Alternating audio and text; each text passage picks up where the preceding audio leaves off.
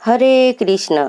मेरे प्यारे माताओं, बहनों, भाइयों और बंधुओं, मधुर भक्ति गाथा चैनल में आप सभी का स्वागत है। आज रविवार के दिन मैं आपके लिए लाई हूँ सूर्य भगवान की कथा। भक्तों, रविवार के दिन इस कथा को सुनने मात्र से चारों दिशाओं से सुख, समृद्धि, मान, ऐश्वर्य और सौभाग्य की प्राप्ति होगी। भक्तों, मधुर भक्ति गाथा चैनल में आप सभी का स्वागत है। मेरे चैनल को अगर आप अभी तक लाइक, सब्सक्राइब और शेयर नहीं किए हैं तो लाइक, सब्सक्राइब और शेयर कीजिए और बेल आइकन को दबाना ना भूलिए ताकि मेरे चैनल में आने वाली सारी नोटिफिकेशन आपको मिल सके। रविवार व्रत की विधि इस प्रकार है। प्रातःकाल स्नान आदि से निवृत्त होकर स्वच्छ वस्त्र धारण करके परमात्मा में चित्त लगाएं। भोजन एक समय ही करें। भोजन अथवा फलाहार सूर्य के प्रकाश रहते समय ही करें। यदि निराहार रहने पर भी सूर्य छिप जाएं, तो दूसरे दिन सूर्य उदय होने पर अर्घ्य देने के बाद ही आप भोजन करें। व्रत के अंत में व्रत कथा सुननी चाहिए और व्रत के दिन नमकीन नहीं खाना चाहिए। इस व्रत को करने से मान सम्मान बढ़ता है और शत्रुओं का क्षय होता है। ये व्रत करने से शरीर की हर पीड़ा दूर होती है। रविवार व्रत कथा। एक बुढ़िया थी। उसका नियम था प्रति रविवार वो सुबह उठकर स्नान आदि से निवृत्त होकर साफ कपड़े पहनने के बाद अपने घर गोबर से लीपती थी और खाना बनाती थी। खाना बनाने के बाद वो प्रतिदिन सूर्य भगवान को भोग लगाती थी, तभी वो खाना खाती थी।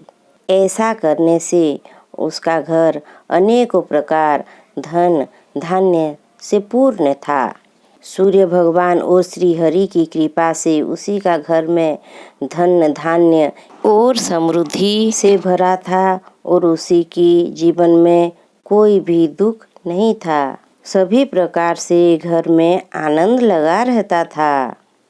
कुछ दिन बीत जाने के बाद उसके एक पड़ोसन, जिसका गाय का गोबर बुढ़िया हर रविवार के दिन लाया करती थी, वो विचार करने लगी, ये वृद्धा हर रविवार को मेरा गाय का गोबर ले जाती है, इसीलिए वो घर के अंदर ही गाय को बांधने लग गई। बुढ़िया को गोबर ना मिलने पर वो अपने घर को लीप ना सकी और ना ही उसने भोजन बनाया और ना ही सूर्यदेव को अर्पण किया और वो स्वयं भी भोजन नहीं किया। इसी प्रकार वो निराहार व्रत किया। रात्रि हो गई और वो भूखी सो गई।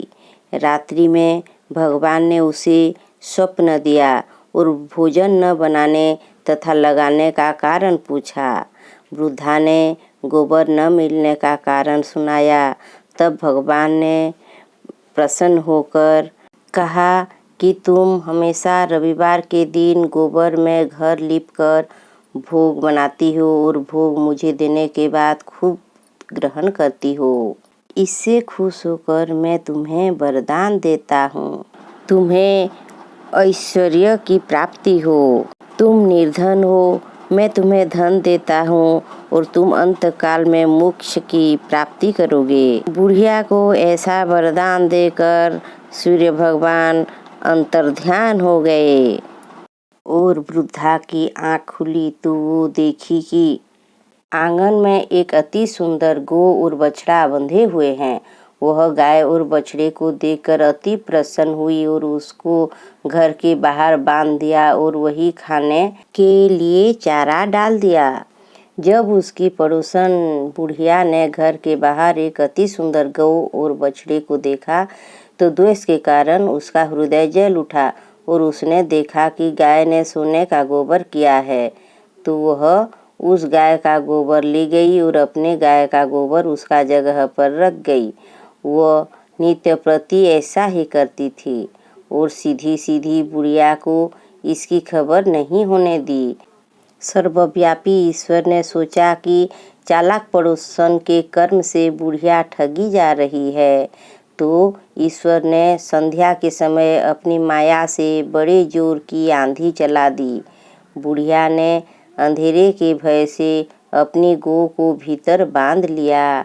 प्रातःकाल जब वृद्धा ने देखा कि गौ ने सोने का गोबर दिया है, तो उसके आश्चर्य के सीमा न रही और वह प्रतिदिन गौ को घर के भीतर बांधने लगी।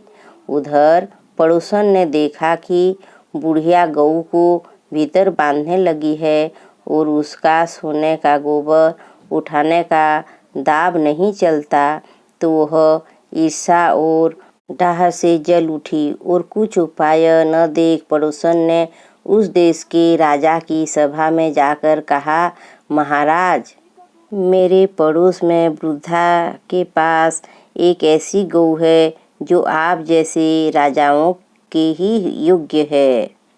वह नित्य सोने का गोबर देती है। आप उस सोने के गोबर से राज्य का पालन कीजिए। राजा ने यह बात सुन अपने दूतों को वृद्धा के घर से गौ लाने की आज्ञा दी। वृद्धा प्रातः ईश्वर का भोग लगा भोजन ग्रहण करने ही जा रही थी कि राजा के दूतों सब वहां आ गए और गाय और बछड़ा को लेने लगे। बुढ़िया कितनी रोई, चिल्लाई, गिड़गिड़ाई, लेकिन राजा के दूतों ने उनका एक भी बात नहीं सुने। उस दिन वृद्धा ने गौ के वियोग में भोजन ना किया और रात भर रो रो के ईश्वर को गौ को पुनः पाने की प्रार्थना करने लगी। उधर राजा गौ को देखकर बहुत ही प्रसन्न हुआ। जब सुबह उठा तो सारा महल गोबर से भरा हुआ मिला। राजा महल के चारों तरफ गोबर देख घबरा गया। रात्रि में भगवान ने उसे स्वप्न में कहा, हे राजा, गाय को वृद्धा को लौटाने में ही तुम्हारा भला है, क्योंकि दयाशील बुढ़िया का रविवार का व्रत से प्रसन्न होकर मैं उसे उस गाय को फल स्वरूप दिया था। प्रातः होते ही राजा ने बुढ़िया को बुलाकर बहुत ही धन सम्मान देकर गाय और बछड़ा को लौटा दिया।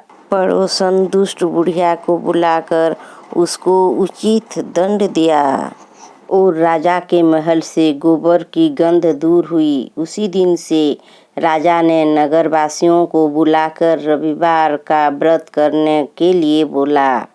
राजा आदेश दिया कि नगरवासी सब अपने मनोकामना की पूर्ति के लिए और सुख समृद्धि के लिए रविवार का व्रत करें।